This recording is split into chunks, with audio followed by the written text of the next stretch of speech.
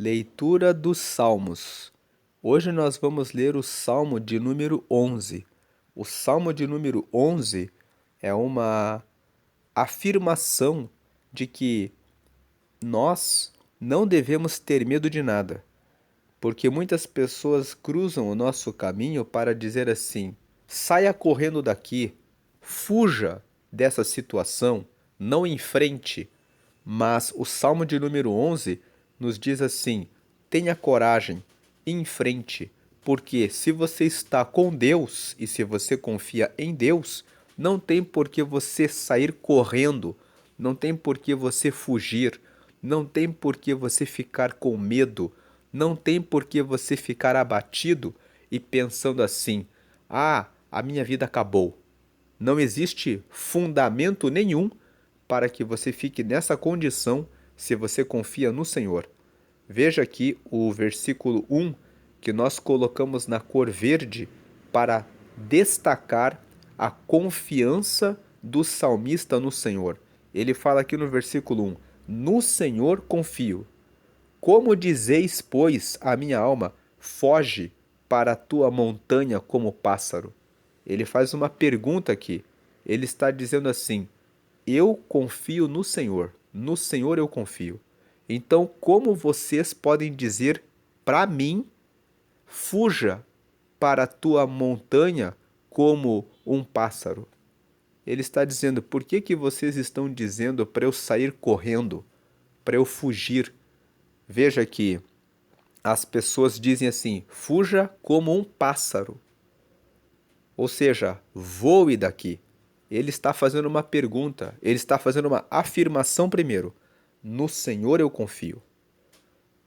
E aí ele diz no versículo 1: como dizeis, pois, a minha alma? Como que vocês dizem para mim? Fuja para a tua montanha como pássaro, se eu confio no Senhor. Versículo 2: porque eis que os ímpios armam o arco, põem as flechas na corda, para com elas atirarem as ocultas aos retos de coração. Então o versículo 2 fala que os ímpios, eles são assim.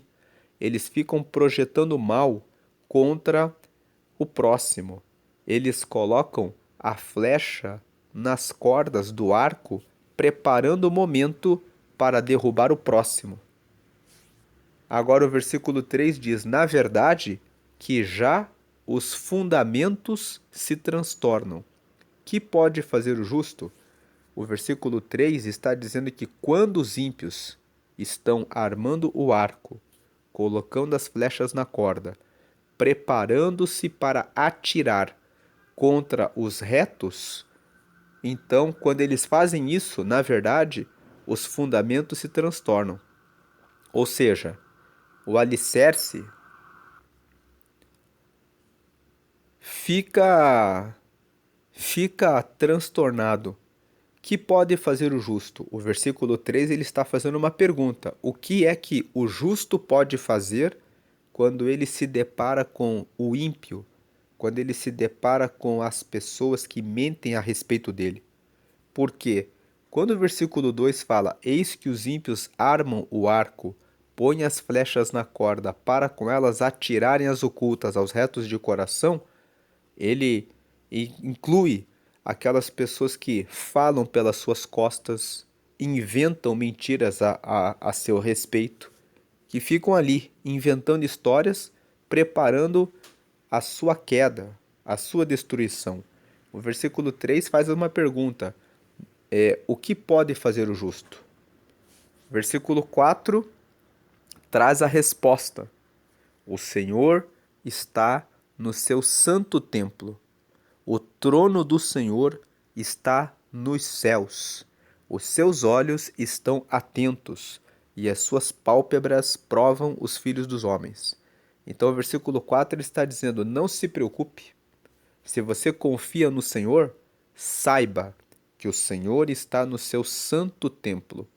Santo significa separado. Deus está separado de nós aqui dessa terra. O trono do Senhor está nos céus, ele está nas alturas. Os seus olhos estão atentos. Deus, ele não dorme. Ele está bem atento ao que o mal está fazendo. E as suas pálpebras provam os filhos dos homens. Isso significa que ele sabe o que cada um está fazendo. Versículo 5: O Senhor prova o justo, mas a sua alma aborrece o ímpio e o que ama a violência. Quando o 5 fala que o Senhor prova o justo, significa o Senhor coloca o justo em desafios. O Senhor coloca o justo em provas. O Senhor coloca provas para o justo, para que ele seja desafiado e ele cresça, ele melhore, ele se aperfeiçoe. Você só coloca a prova para alguém quando você quer que esse alguém faça aquela prova e vença aquela prova. Então o Senhor ele prova o justo não para matar o justo, não para o justo ficar triste, mas para o justo desenvolver capacidades, habilidades, competências, força, renovação. O justo passa pela provação e ele aprende a ter paciência, a ter tolerância, a ser resiliente, a ter persistência, a ter novas capacidades. Quando ele é provado, o justo, ele aprende, ele cresce. Então o Senhor prova o justo, mas a sua alma aborrece o ímpio e o que ama a violência. 6. Sobre os ímpios ele fará chover laços, fogo, enxofre e vento tempestuoso. Eis a porção do seu copo. Então, quando o 5 fala o Senhor prova o justo, significa o Senhor permite que o justo passe por provas para o seu desenvolvimento e para o seu crescimento. Mas a sua alma aborrece o ímpio e o que ama a violência.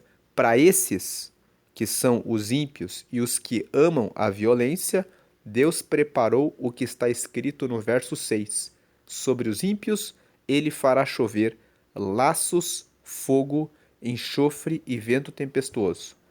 Vai fazer chover laços, eles vão cair nas suas próprias armadilhas.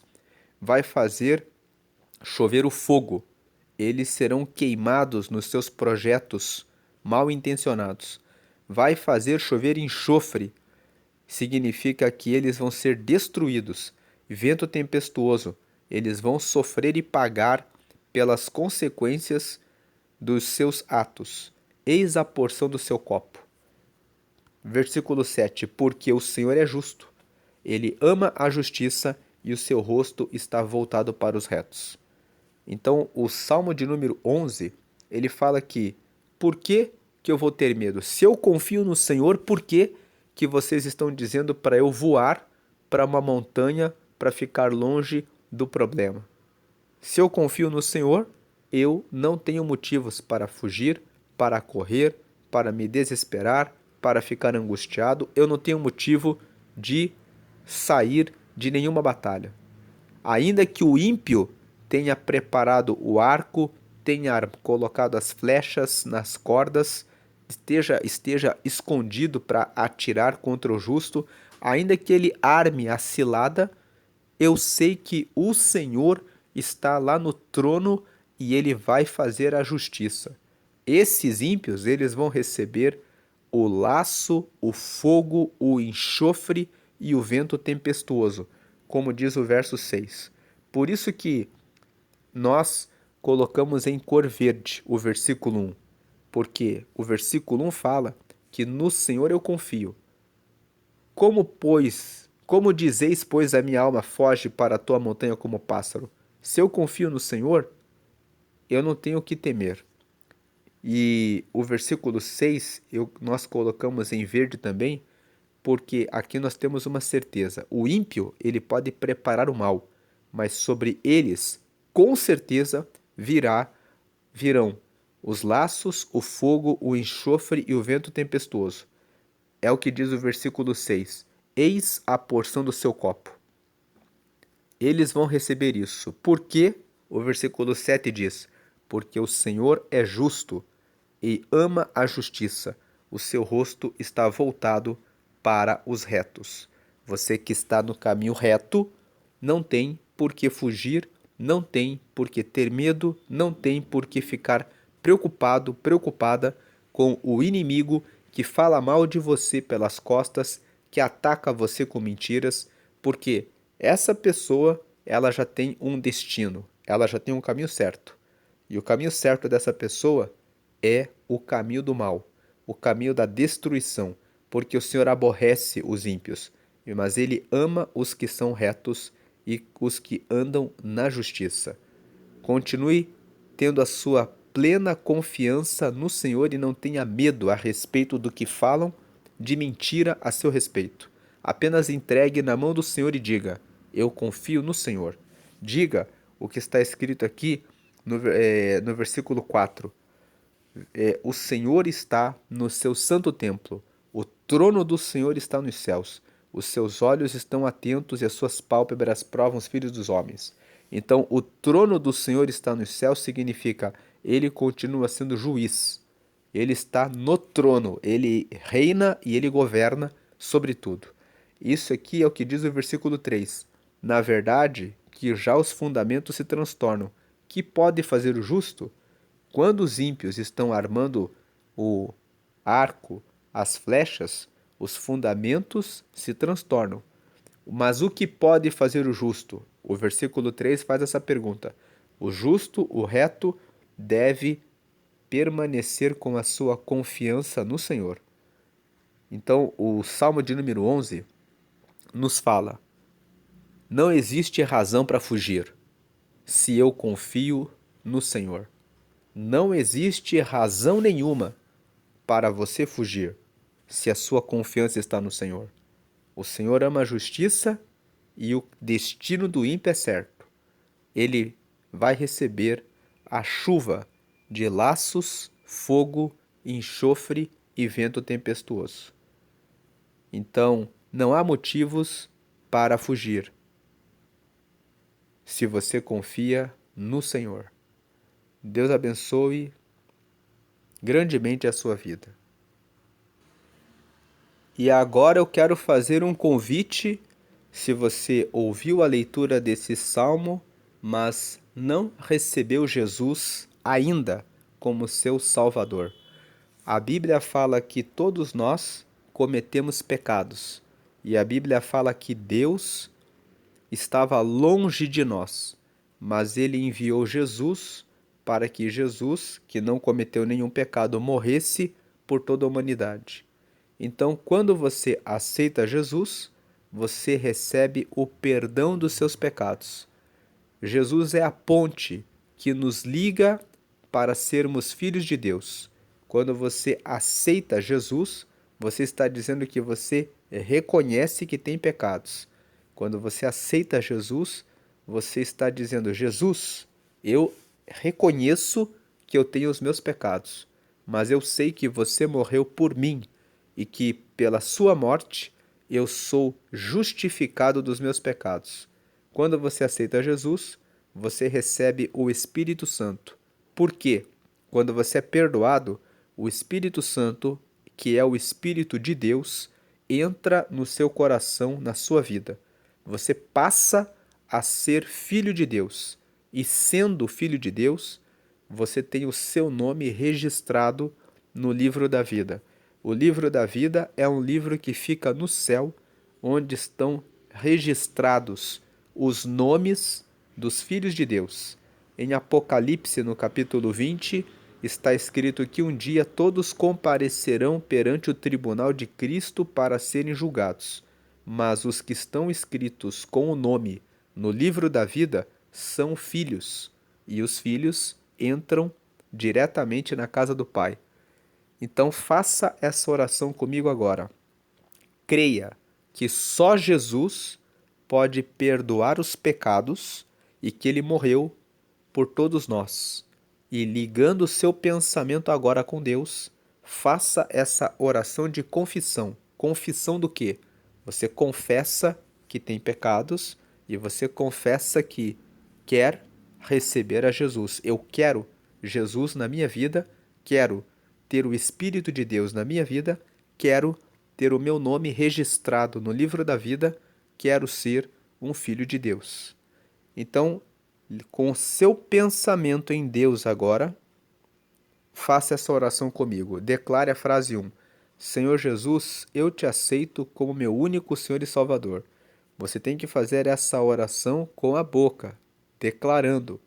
Porque quando você declara com a sua voz, você está dizendo para todos. Mesmo que você esteja sozinho, mesmo que você esteja sozinha, você falando em voz alta, você está dizendo para o mundo espiritual. Existem demônios que atuam na terra, querendo que você fique longe de Deus. Então, quando você fala declarando, você está declarando para o mundo espiritual que você é de Deus. Declare a frase 1. Senhor Jesus, eu te aceito como meu único Senhor e Salvador. Você está dizendo que aceita Jesus como único Senhor, porque você está dizendo que você não vai mais seguir nenhuma proposta do diabo. O diabo existe e ele lança suas propostas. Proposta para que você beba, para que você fume, para que você se prostitua, para que você minta, para que você crie contendas, para que você seja uma pessoa que vive o tempo todo reclamando da vida, para que você ande cheio de tristeza, para que você ande criando divisão no meio da família, criando confusão. Todas essas obras são do diabo. Então, a oração de confissão você está dizendo: Senhor Jesus, eu te aceito como meu único Senhor. Agora, Jesus é o Senhor da sua vida. Então, agora você vai trazer paz para as pessoas, você vai ser uma pessoa que agradece, você, por tudo que recebeu de Deus e tem recebido, você vai ser uma pessoa que tem paciência, você vai ser uma pessoa que vai ter liderança, vai ser uma pessoa que vai apaziguar, trazer paz dentro da casa, ao invés de trazer o conflito e a contenda, vai ser uma pessoa que vai beber mais água, cuidar do sono e afastar-se da bebida, das brigas. É uma pessoa que vai deixar as drogas, deixar o cigarro. Por quê? Você não vai mais ser guiado, dominado pelo vício. É isso que significa dizer essa frase 1. Senhor Jesus, eu te aceito como meu único Senhor. Agora o seu Senhor é Jesus. E como meu único Salvador. 2.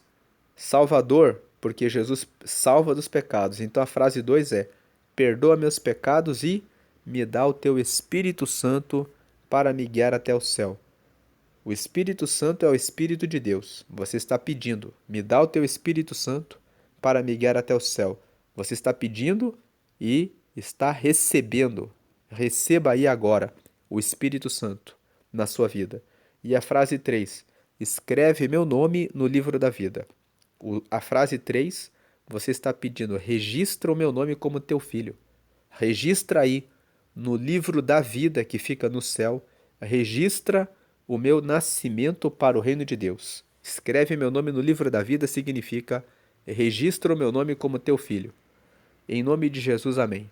Agora que você fez essa oração, você já recebeu o perdão dos seus pecados, você recebeu o Espírito Santo que mora em você, agora o seu nome foi registrado no livro da vida e agora você é um filho, é uma filha de Deus. Procure uma igreja que prega que todas as orações devem ser feitas apenas a Jesus. Ore sempre somente em nome de Jesus. Participe dos cultos de estudo da Bíblia para conhecer mais a palavra de Deus. Participe dos cultos de oração. A oração é uma conversa com Deus. Converse com Deus o tempo todo. Se você não estiver conversando com alguém, se você não estiver trabalhando ou não estiver comprometido com nada, ore a Deus. Ore quando estiver dirigindo, ore quando estiver no ônibus, no transporte, no metrô, ore quando você estiver no avião, ore quando você estiver em cima da bicicleta pedalando ou em cima de uma moto, ore. Esteja no trânsito orando, dizendo: Deus esteja comigo, me guiando. Louve a Deus.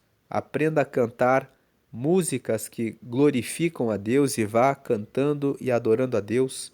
Não dê lugar para a tristeza, para a preocupação, para a ansiedade. Nós lemos hoje no Salmo de número 11 que as pessoas às vezes dizem: fuja daqui, e você não tem motivos para fugir, porque o Senhor está com você. Vamos fazer uma oração agradecendo por essa leitura. Te agradecemos, Senhor, pelo Salmo de número 11 que nos fala: não tem por que fugir.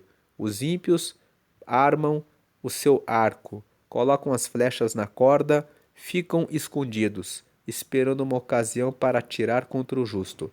O que pode fazer o justo é o que pergunta o salmo de hoje. E a resposta vem no verso 4. O Senhor está no seu santo templo. O Senhor está no seu trono, lá nos céus. Ele ainda julga sobre a terra. E ele fará chover o fogo, os laços, o fogo, o enxofre e o vento tempestuoso sobre aqueles que praticam o mal. Porque o Senhor ama a justiça, ele ama os retos. Então, se confio no Senhor, não tenho motivos para me preocupar com aquilo que eles fazem. Apenas saber que o Senhor é justo e fará justiça. Nós te louvamos e te agradecemos por isso, porque o Senhor é sempre justo.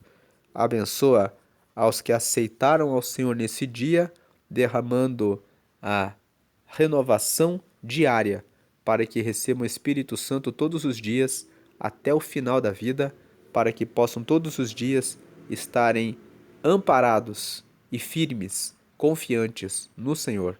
Assim oramos e te agradecemos. Amém.